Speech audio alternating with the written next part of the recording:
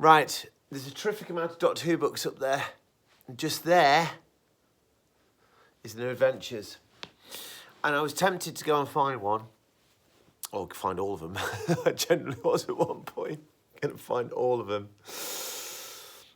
And because I feel that's an important part of my Doctor. There we go. That's how we start. Because Sylvester McCoy is my Doctor. Now, it is possible, isn't it, that we will get to New Who, which is like, it's so weird. I was going to work out the times, you know, what the gap's in, and we can do that. We'll do that in the next video. But it's possible we'll get to New Who, and we'll talk about Tennant and Matt Smith, Capaldi, who is a bit of the lost era of Doctor Who for me. I've obviously seen them all, but if, after I've seen everything, Sylvester McCoy doesn't end up being my Doctor, then I'll be most surprised, because he is, isn't he? I think that's fairly clear. So, and I'm not planning, you know, when I did the Colin Baker one of these, I had a kind of sequence I wanted to talk through, and with my Pertwee one, I was just going to apologise. But I can't preempt what I'm going to say about McCoy. A bit rude, banjo. I can't preempt what I'm going to say about McCoy because, like, without McCoy, I don't think I'd be a Doctor Who fan. It sounds ridiculous, but there's something about me being the age I was watching him doing the Doctor he did, that I just think was just the thing that made it happen. And it might be Tom Baker that has been sort of, when I look at myself interacting with the kids at school, I don't know why it's the kids at school, I always think about it in those terms. But, you know, I think I do more Baker. But in terms of up here, I think I do much more McCoy. And I'm not a manipulative, you know, puppeteer and stuff like that. But there's a depth to McCoy and obviously it's a more condensed time scale, you know, my time period, but there's just something in his performance as the Doctor that is just magical. And the last time we had a real reinvention of the parameters of the character of the Doctor was probably Troughton. I mean, Baker to Davison, maybe. But I would say Troughton. And then, to a certain extent, each Doctor seems to have just been a sort of a fairly predictable reaction to the last one, to whatever extent. I think McCoy dropping and perceiving that this character of the Doctor had depths and levels and a danger to it that hitherto had not really been explored to that extent before.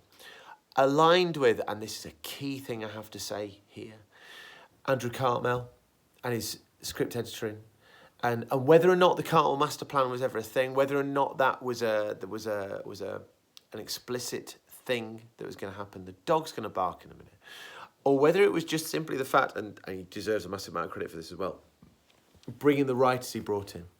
Okay, people who cared about Doctor Who, people who didn't necessarily were massively into Doctor Who. I think this is true, but just were you know, canny enough to see the potential. And then, of course, you've got to say Sophie Aldred, because McCoy's Doctor works because he gets a companion that facilitates the gnarlier parts of his character, and it's validated, because you can't do what you do to Ace with Mel. It doesn't work. You wouldn't be able to do it, and it would just be an abject failure. But you get the feeling that Sophie Aldred comes along, and you just, gosh, can you imagine being in that room when McCoy and Aldred first met, and they went, "Oh yeah, we can do something cool here." Oh my God, oh, the energy. That's just beyond the pale. So the word tragedy is obviously too big a word to use here. But I do feel cheated. I feel really, really, really cheated. I want more McCoy. I want more McCoy television stories. I want them because I'm intrigued to know. I know there was a vague plan of Ace going off and enrolling in the Time Lord Academy. What a fantastic thing that would have been. But on the flip side, bringing the Time Lords back may have diluted the Seventh Doctor to a certain extent. It would have been interesting to see what happened on screen with the Time Lords, who had neutered the Doctor to a certain extent, giving him that background actually sort of like... what is this book that my wife has got? Kind of took some element of danger away from the Doctor. So that may have not worked out. Maybe that would have been a really negative thing, but by the by. I suppose all I've really got to say here is, oh my God, Sylvester McCoy, thank you so much for being the Doctor. Your ability to be this dangerous, ruthless version of the character would, in many actors' hands, have been an abject disaster. But what saves it is, and this is the joy of this process, is seeing things through Libby's eyes. And all the way through, she keeps pointing out the moments where the Doctor is the kindest Doctor you have seen. In amongst the manipulating of people, the forward planning, the sacrifices he makes. Oh my God, this Doctor is ruthless in those sacrifices. He always has a moment, most pertinent to Ace, obviously, and he just will just make sure she's okay. And the palpable love that he has for his companion, even amongst having to do all the things he's doing, is just remarkable. Absolutely remarkable. Thank you, Sylvester McCoy. You are, in my opinion, the greatest Doctor there has been. And there is stiff competition, and yet you rise above it. A dram of whiskey, don't need much convincing to have a whiskey, but there we go, to my boy, Sylvester McCoy. What a legend. Housekeeping. Joy. We're going to watch the movie because we have seen it again recently, but for the sake of completion, let's go watch the movie. So that's going to be an interesting video because we're going to do the movie and McGann basically in one. Whether we'll do this standalone video for McGann, I don't know. Sadly, I'm not going to do... I mean, I toyed very briefly with reading all the New Adventures again. With doing the odd big finish. I don't know. There's just such a massive gap from here on in.